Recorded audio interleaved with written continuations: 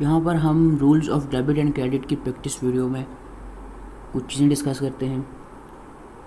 सबसे पहले हम एक केस लेते हैं।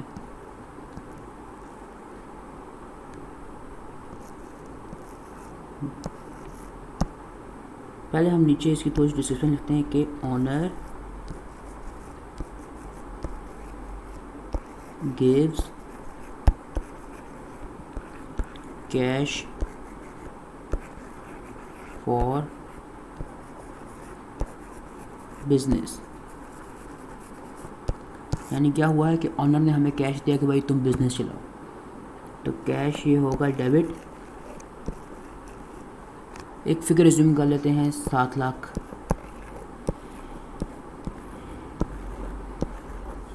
और क्रेडिट क्या होगा हमारे पास, कैपिटल।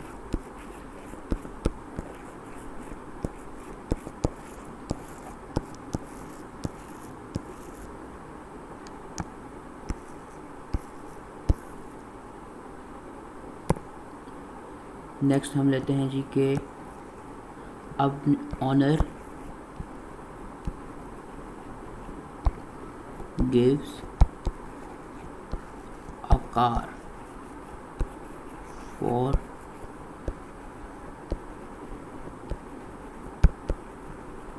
यानी ऑनर ने बिजनेस के लिए कार दी है हमें, तो डेबिट हम करेंगे एसेट। तो एसेट अगर हमारे पास स्पेसिफिक है कार, तो हम अपना कार लिख देंगे इसको, ठीक है। कार, इसकी क्या वैल्यू है, कितने की है ये कार, फर्ज कीजिए ये कार है 5 लाख की।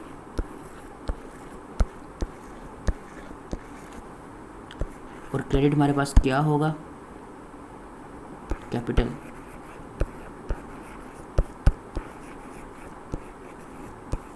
पाँच लाख से ही देखिए बैलेंस है, डेबिट 5 लाख से हुआ है, क्रेडिट 5 लाख से हुआ है, बिल्कुल बैलेंस चल रही है, ठीक हो गया। नेक्स्ट है हमारे पास कि फ़र्ज़ कीजिए कि हमने सेल की हैं गुड्स। फ़र्ज़ कीजिए हमारा कपड़े का बिजनेस है, हमने कपड़ा सेल कर दिया, ठीक है। तो अब डेबिट क्या होगा हमारे पास, हमने कपड़ा सेल किया है कैश पे, ठीक है। पहले हम करते हैं, हमने कैश बेसिस पे कपड़ा मतलब हमने उसे अभी कहा कि पैसे दो आप और कपड़ा हमसे ले जाओ, तो डेबिट होगा हमारा कैश। क्योंकि उसने हमें कैश दिया है तो हमारा एसेट इंक्रीज़ हो रहा है, तो हम कहते हैं जी इसने 2000 का कपड़ा लिया, तो डेबिट कैश, क्योंकि एसेट है ये हमारे पास, ठीक है, ये इंक्रीज़ हुआ। और क्रेडिट क्या होगा हमारे पास, हमारी सेल। क्यों, क्योंकि ये हमारे पास इनकम है ना, तो इनकम जब इंक्रीज़ होती है तो वो होती है क्रेडिट, और जब हमारे पास एसेट यानी कैश इंक्रीज़ हुआ तो ये हुआ है डेबिट।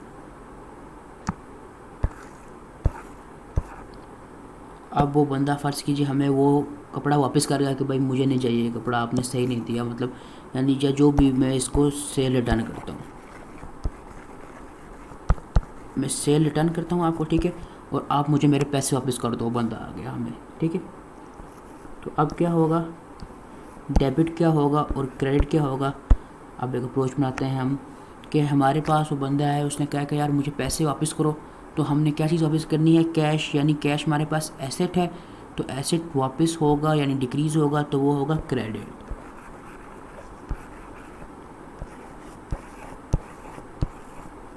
कैश 2000 से डिक्रीज़ हुआ तो ये हमारे पास क्रेडिट हो गया। और डेबिट क्या हुआ, सेल रिटर्न, क्योंकि ये इनकम थी ना, इनकम जब हमारे पास 2000 से डिक्रीज़ हुई है तो ये हो गई है डेबिट, ठीक है। इस तरह से आपने अप्रोच बनानी है। नेक्स्ट हम इस तरह से ले लेते हैं कि जी अब हमने एक वैन परचेज़ की है खुद से, जो हमारे पास कैश पड़ा हुआ था ना, उससे हमने एक वैन परचेज़ की है। तो सबसे पहले हम देखेंगे कि हमने क्या चीज़ डेबिट करनी है, क्या चीज़ क्रेडिट करनी है। वैन परचेज़,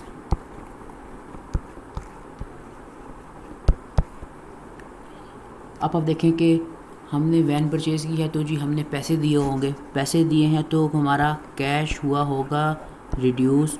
जब कैश हमारा एसेट है वो रिड्यूस होगा तो वो होगा क्रेडिट। कितने से क्रेडिट? आप लिखते हैं जी कि आपने 4 लाख की वैन ली है, ठीक है, तो यानी 4 लाख से हमारा कैश रिड्यूस हुआ, वो हो गया क्रेडिट। तो डेबिट क्या हुआ? हमारा एसेट वैन। जब एसेट आपके पास स्पेसिफिकली हो तो आप उसको नाम से लिख के देते हैं कि भाई वैन हमारी डेबिट हुई है, ठीक है। कितने से? इतने ही से, 4 लाख से। ये हमारे पास ज़्यादा हुए तो डेबिट हो गया एसेट। अब हम ज़रा बात करते हैं कि भाई हमने सेल की है ऑन क्रेडिट, यानी उधार पे, उधार पे। तो अब हमारे पास क्या चीज़ डेबिट और क्रेडिट होगी? तो हमारे पास सबसे पहले तो हमने देखना कि भाई हमने सेल की है, तो सेल हमारे पास क्या होती है? इनकम। तो सेल हमारी हुई है जी 4,000 रुपये से इंक्रीज़। तो सेल जब इंक्रीज़ होती है तो वो तो अल्टीमेटली क्रेडिट होती है हमारे पास, क्योंकि इनकम है ना, इनकम इंक्रीज़ तो वो क्रेडिट। और साथ डेबिट क्या करना है हमने? रिसीवेबल, कि भाई हमने इससे फ्यूचर में पैसे रिसीव करने हैं। सही हो गया। कितने से? 4,000 से, क्योंकि हमारा एसेट है, इंक्रीज़ हुआ तो ये हुआ डेबिट। अब फ़र्ज़ कीजिए कि हमें पता है कि हमने किसको उधार पे सेल किया है। फ़र्ज़ की हम कहते हैं जी हमने अली को ये सेल की है, तो अब हम क्या करेंगे? हम रिसीवेबल इस तरह लिखेंगे, रिसीवेबल, ठीक है, और आगे उसके बल्कि एक काम करिए इस तरह से रिसीवेबल लिख के साथ उसके आगे ऐसे एक हम बनाएंगे और लिख देंगे अली, यानी ये होगा हमारा रिसीवेबल कौन है? अली। स्पेसिफाई हो जाएगा, क्योंकि ये इस तरह होता है कि बिज़नेस में हम बहुत सारे लोगों को सेल करते हैं, अली, अहमद, अरसलान, फुरकान, तो हम उसके नाम के आगे ना रिसीवेबल अली, और फिर वो हर मंथ हमें से चीज़ें लेकर जाता है, तो वो उस तरह से फिर हम लिखते जाते हैं कि भाई इसने इतना इतना पैसा देना है, इसने इतना इतना पैसा देना है, तो हम मज़ीद स्पेसिफिक हो जाते हैं रिसीवेबल्स को लेके। नेक्स्ट है हमारे पास कि भाई हम सिर्फ सेल तो नहीं करते ना बिज़नेस में, हम चीज़ें परचेज़ भी करते हैं। तो हमने क्या कर लिया जी? परचेज़, परचेज़ किया हमने, परचेज़ हमने किया जी। पहले इसी चले एक ही एंट्री में हम कैश भी देख लेंगे और हम क्रेडिट भी देख लेंगे। सबसे पहले हम देखते हैं हमने क्रेडिट पे किया है परचेज़, यानी सबसे पहले हम देख रहे हैं उधार पे हमने किया, ठीक है। तो आपके पास सेल जब आपने की तो भाई सेल तो हमारे पास इनकम थी, तो परचेज़ उसका उल्ट नहीं होता कि हमने कोई चीज़ परचेज़ की है। तो परचेज़ जब उल्ट है तो परचेज़ है हमारे पास एक्सपेंस, यानी हमने परचेज़ की है तो हमारा एक्सपेंस है ना ये परचेज़। हम इसको बेसिकली एक्सपेंस लिखेंगे नहीं, क्योंकि हमने परचेज़ जब कर लिया तो हम उसको ऐसा परचेज़ लिख सकते हैं ना कि हमारी परचेज़ है, इस तरह आप लिखें। परचेज़ हमारा एक्सपेंस है, हमने परचेज़ की है 10,000, और जब हमारे पास परचेज़ हुई है तो हमारा एक्सपेंस इंक्रीज़ हुआ है, तो लिहाजा वो हो गया है डेबिट। और क्रेडिट क्या चीज़ होगी कि हमने उधार पे किया ना, तो हमने पेएबल क्रेडिट करेंगे, क्योंकि हमारी लायबिलिटी है, और लायबिलिटी भी जब इंक्रीज़ होती है, क्योंकि हमने हमारे पास इंक्रीज़ होगी ना लायबिलिटी कि हमने यार इसको पैसे देने हैं, तो ऑब्लिगेशन मेरी इंक्रीज़ होगी, लायबिलिटी इंक्रीज़ होगी, तो वो होगी क्रेडिट। अब अगर मैं यहीं पे आपको कहूँ कि हमारे पास हमने कैश पे किया, तो सिंपली क्या होगा? ये वाली एंट्री बिल्कुल सेम हो जाएगी, ठीक है, सेम सेम। ये हम लिख देते हैं कि कैश पे हमने की, और पेएबल फिर नहीं आएगा, हम लिख देंगे जी भाई कैश। और अगर फ़र्ज़ कीजिए कि पेएबल का केस है और हमें पता है कि हमने किससे की है, बंदे का नाम हमें गिवन है क्वेश्चन पेपर में, तो हम फिर उस बंदे का नाम लिख देंगे कि ट्रेड पेएबल, आगे हम ऐसे उसका नाम लिख देंगे जी साथ, हमने इससे परचेज़ की, ठीक है। इस तरह से हम स्पेसिफाई कर देंगे अपने ट्रेड पेएबल को। नेक्स्ट हम करते हैं जी कि अगर हम अपने पास ये लेते हैं कि अब ऑनर ने हमसे कोई चीज़ ले लिया बिज़नेस में से, मतलब फ़र्ज़ कीजिए कि ऑनर ने कहा कि भाई तुम्हारे पास कुछ कैश पड़ा है, ये मुझे दे दो, मैंने पर्सनल यूज़ के लिए, ठीक है। ऑनर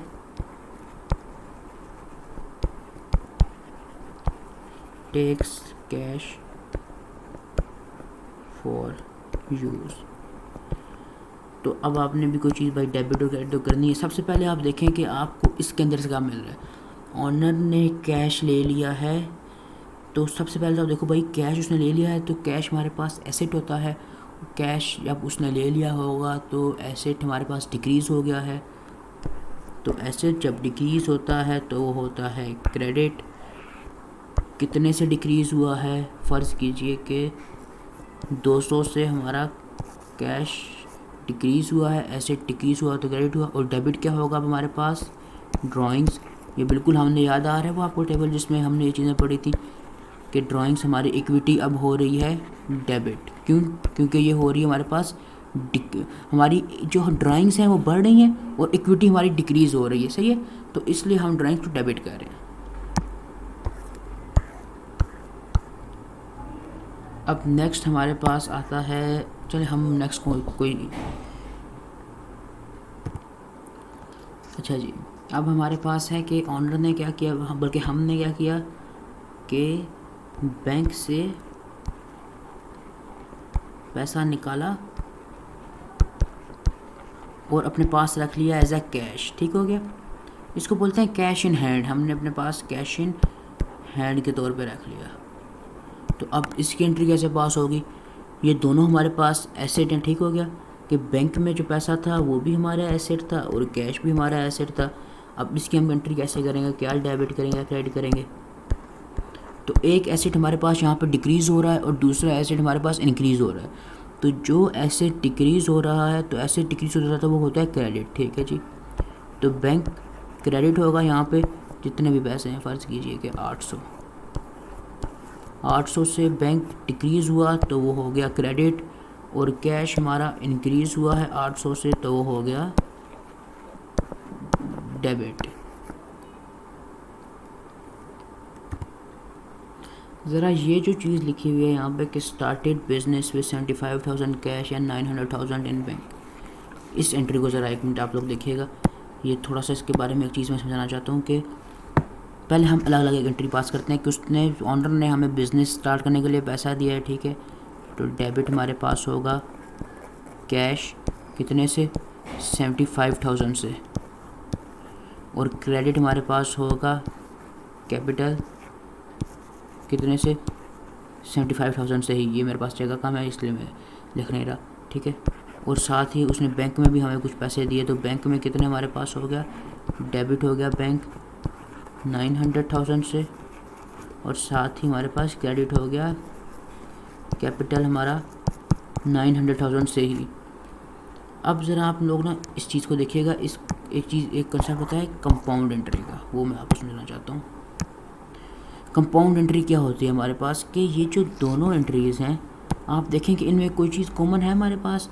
हाँ भाई कॉमन है, ये कैपिटल और ये कैपिटल कॉमन है। तो अब हम एक कंपाउंड एंट्री पास कर सकते हैं। वो किस तरह पास करते हैं, जैसे ये दोनों डेबिट थे ना, ये आप बिल्कुल इस तरह से लिखते हैं। ये कैश यहाँ पे लिखते हैं आप 75,000 से, और दूसरा साथ आप बैंक भी लिखते हैं आप 900,000 से। अब जो मेन बात है कि हमारा पहले क्रेडिट हो रहा था कैपिटल 75,000 से, और यहाँ पे कैपिटल क्रेडिट हो रहा था 900,000 से। अब हम कंपाउंड एंट्री पास कर रहे हैं, तो इसके लिए हम कैपिटल एक ही बारी लिखेंगे और 900,000 और इससे लिख देते हैं, इनका सम अब लिख देंगे। ठीक है, यहाँ पे क्या था, ये 75,000 अलग था और 900,000 अलग था। हमने यहाँ पे क्या किया भाई, कंपाउंड एंट्री पास की, इन दोनों का सम कर दिया और ये हमारे पास एक कंपाउंड एंट्री आ गई। ठीक है, ये हमारे पास कंपाउंड एंट्री है। अब ज़रा ये वाली एक एंट्री देखिए कि repaid part of KML bank loan by cash 25,000, यानी हमने एक लोन लिया हुआ था, वो हमारे ऊपर लायबिलिटी थी, ऑब्लिगेशन थी, हमने उसका कुछ हिस्सा रिपे कर दिया है। किस तरह से, कैश दे के। ठीक है, यहाँ पे हमारे पास दो एलिमेंट्स हैं, एक है बैंक लोन जो कि लायबिलिटी है और कैश है हमारे पास एसेट। अब हमने क्या डेबिट करना है, क्या क्रेडिट करना है, ये देखते हैं।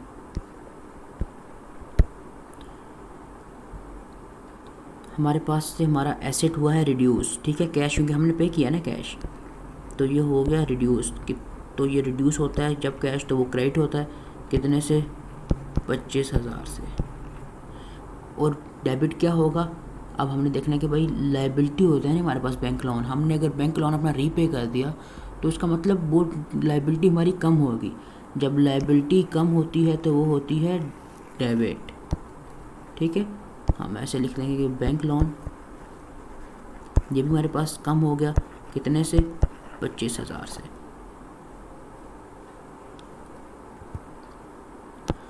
अच्छा, ये थोड़ा सा मुझे ख्याल आया कि मैं भी आपको ये चीज़ थोड़ा डिस्टर्ब करे, तो इस पर भी थोड़ी डिस्कशन कर लेते हैं कि हम प्रीवियस लेक्चर में किसा पढ़ रहे थे, ऐसे कि भाई परचेजेस हमारे पास एक्सपेंस हैं, ये इंक्रीज़ हुआ तो ये होगा डेबिट, और बैंक हमारे पास एसेट है, ये डिक्रीज़ हुआ तो ये होगा क्रेडिट।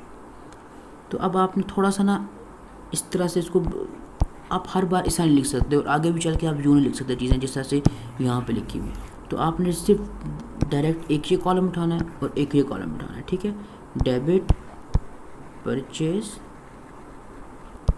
और क्रेडिट, बैंक।